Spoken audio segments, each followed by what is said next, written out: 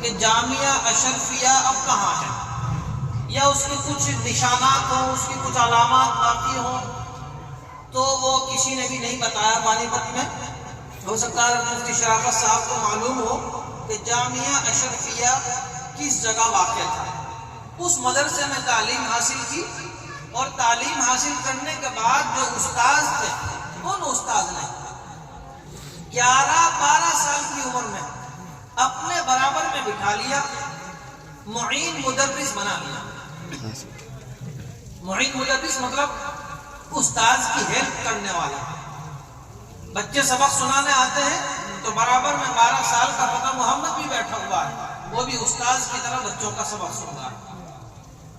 انہی حالات میں پھر عربی کی تعلیم کی طرف توجہ ہوئی، اور مدرسہ تعلیم القرآن گنبدان، مشہور تاریخی مدرسہ، یہاں تعلیم حاصل کی، اور اگلی تعلیم حاصل کرنے کے لیے دارالعلوم دیوبند تشریف لے گئے۔ قرات سبع عشرہ کی تعلیم یہیں پانی پت میں حاصل کی، الحمدللہ۔ پھر حالات آئے، وقت عجیب کروٹیں لیتا رہا، ملک کی تقسیم ہو گئی، تو پڑوسی ملک پاکستان تشریف لے گئے۔ وہاں سے مدینہ منورہ تشریف لے گئے۔ پورا واقعہ سنایا میں نے، سارے واقعات حذف کر دیے، چند اہم چیزیں بتا رہا ہوں۔ مدینہ منورہ تشریف لے گئے، اور مدینہ منورہ میں جس جگہ روزانہ نماز کے لیے بیٹھتے تھے، حاضر ہوتے تھے، وہی ایک جگہ روزانہ پابندی کے ساتھ آیا کرتے تھے، اور مسجد نبوی میں اسی جگہ قیام فرماتے تھے۔ ایک مرتبہ میرے استاذ محترم مذاہب علوم کے نائب ناظم حضرت مولانا محمد جعفر صاحب نے مجھے یہ واقعہ سنایا۔ حضرت قاری فتح محمد کی جو کتابیں ہیں، ان کتابوں میں ایک کتاب ہے تصحیح القواعد۔ ذہن سے نکل گیا، قاری مشکور صاحب بھی کہہ رہے تھے کہ اگر یاد ہوتا تو آج ہم قاری فتح محمد صاحب کی وہ کتاب تصحیح القواعد یہاں لے کر آتے ہیں۔ تصحیح القواعد جب لکھی گئی، دہلی کے اندر اس کو ہاتھ سے لکھنے والے کاتب نے لکھا۔ حضرت قاری فتح محمد صاحب اس وقت مدینہ منورہ سے سفر کرتے ہوئے دہلی تشریف لائے، اور دہلی حاضر ہونے کے بعد ان کے خادم نے یہ بتایا کہ آپ کی لکھی ہوئی جو کتاب ہے تصحیح القواعد، اس کو ہم نے کاتب سے لکھوایا ہے، آپ دیکھ لیجئے۔ فرمایا میری تو آنکھیں نہیں ہیں، میں کیسے دیکھ سکتا ہوں؟ پھر کہا نہیں، لاؤ۔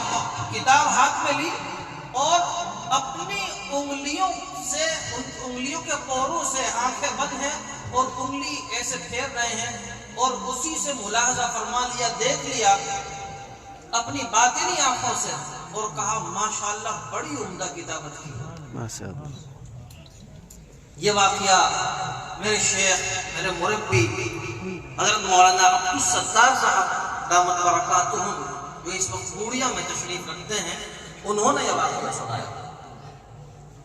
17 کتابیں لکھی۔ کتنی کتابیں؟ 17۔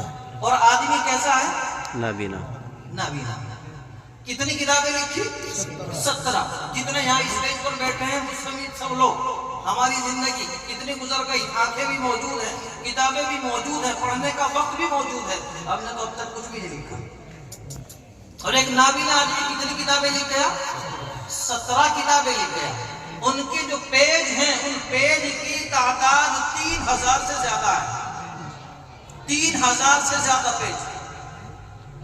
اور قرات سبع عشرہ، ان کی جو عربی کی کتابیں ہیں، جیسے شاطبیہ ہو گئی، عقیلہ ہو گئی، طیبہ ہو گئی، اس کے تمام تقریباً یہ سمجھ لیجئے کہ 3800 اشعار حفظ یاد ہے، 3800 اشعار حفظ یاد ہے، اور بھی بہت ساری چیزیں۔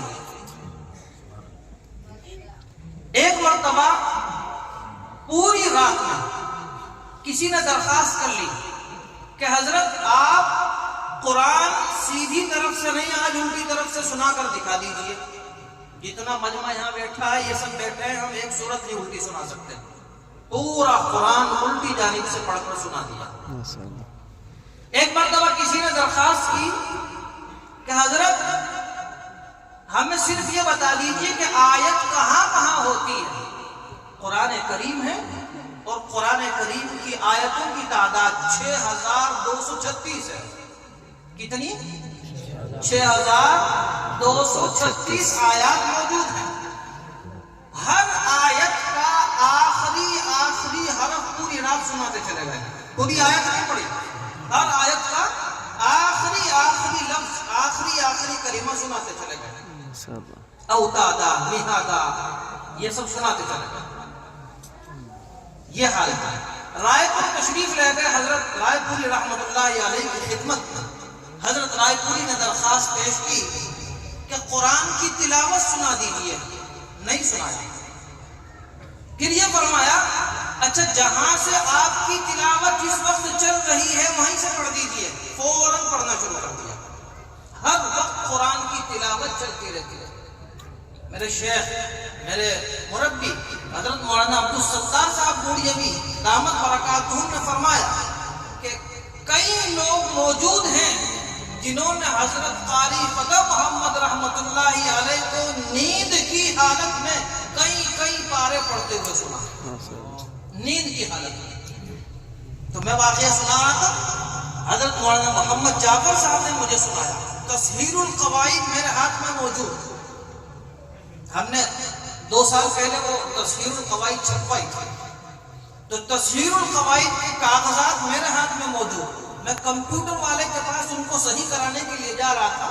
راستے میں میرے استاد مولانا جعفر صاحب ملے, پوچھنے لگے کس چیز کے کاغذ ہیں. میں نے کہا حضرت قاری فتح محمد صاحب رحمت اللہ علیہ کی کتاب تصحیح القواعد کے صفحات ہیں, ان کو چھپوا رہے ہیں. سر پکڑ لیا اور فرمایا کہ میں حضرت شیخ زکریا رحمت اللہ علیہ کی خدمت میں جس وقت مدینہ منورہ میں رہا کرتا تھا, میں نے بہت مرتبہ حضرت قاری فتح محمد صاحب کی زیارت کی اور ان سے ملاقات کی. فرمایا کہ ایک مرتبہ مسجد نبوی میں بیٹھے بیٹھے اپنے خادم سے فرمایا جاؤ حرم مدنی, مدینہ منورہ کی جو مسجد ہے, حرم مدنی کے امام سے کہو کہ نماز پڑھتے وقت تلاوت میں تو لطف آ رہا ہے, لیکن جو رکوع سجدہ ہو رہا ہے اس میں لطف نہیں آ رہا ہے, ذرا جلدی کر رہے ہیں. امام صاحب سے کہو کہ ذرا سکون سے نماز پڑھانی شروع کریں. خادم نے جا کر امام حرم کو, مدینہ منورہ کے امام کو جا کر بتایا. حرم شریف کے مدینہ منورہ کے امام فرماتے ہیں کس نے کہا, یہ کس نے پیغام بھجوایا؟ کہا کہ فتح محمد. فرمایا کہاں ہے فتح محمد؟ میں بہت دن سے ان کی ملاقات کا خواہش مند ہوں. فرمایا کہ فلاں جگہ روزانہ مغرب کی نماز کے لیے حاضر ہوتے ہیں, وہاں ملے گے. خدمت میں حاضر ہوئے, عرض کیا کہ آپ نے پیغام پہنچوایا؟ کہ ہاں پیغام میں نہیں پہنچوایا تھا کہ نماز میں رکوع میں سجدے میں تھوڑی جلدی ہو رہی ہے, تھوڑا اور تاخیر سے اور اطمینان کے ساتھ رکوع سجدہ ادا کریں.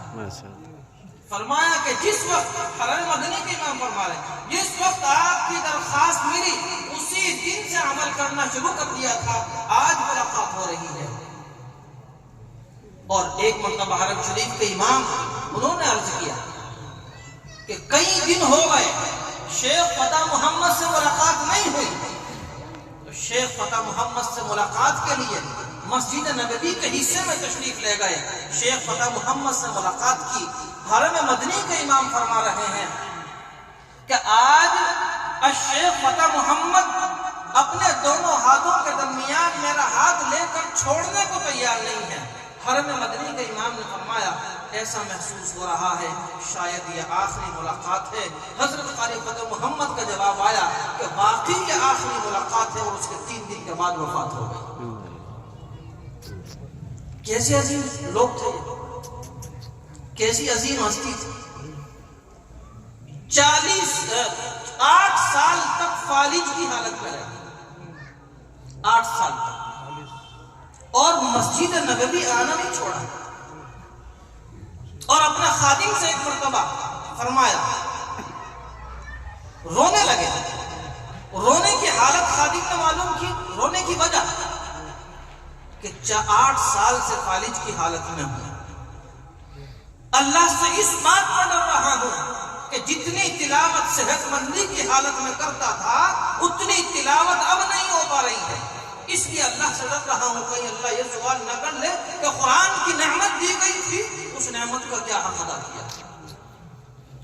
تو میرے محترم بزرگوں بھائیوں، یہ ایسے عظیم ہستی کے نام پر یہ آپ دیکھ رہے ہیں جو اردو جانتے ہیں، فتح محمد، بزم فتح محمد کا آج اس مجلس میں اس مدرسے میں افتتاح ہوگا، شروعات ہوگی. یہ قاری فتح محمد صاحب رحمۃ اللہ علیہ کے مختصر سے حالات آپ حضرات کی خدمت میں بیان کیے. تہجد کا وقت ہے. کس کا وقت ہے؟ تہجد کا وقت ہے، اور تہجد کے وقت میں وفات ہوئی. اور معلوم ہے جگہ کہاں ملی دفن ہونے کے لیے؟ جنت البقیع. جنت البقیع جہاں صحابہ کرام کی قبریں ہیں. بڑے بڑے اہل علم، امام نافع مدنی رحمت اللہ علیہ کے برابر میں جگہ دی دفن ہونے کی. میرے بھائیوں، انہوں نے پیغام کیا ہے؟ یہ سب جو باتیں سنائی گئی کیا پیغام ہے؟ انہوں نے قرآن کو اپنے سینے سے لگایا. انہوں نے قرآن کو اپنی زندگی کا اوڑھنا بچھونا بنایا. اگر ہم بھی قرآن کو اپنی زندگیوں میں اسی طرح لے آئیں گے، اپنی زندگی کا اوڑھنا بچھونا بنا لیں گے، یقیناً اللہ تبارک و تعالیٰ کی ذات سے امید ہے کہ ہمارا حشر بھی انہی بزرگوں کے ساتھ ہوگا. لگائیں گے بھائی تلاوت روزانہ.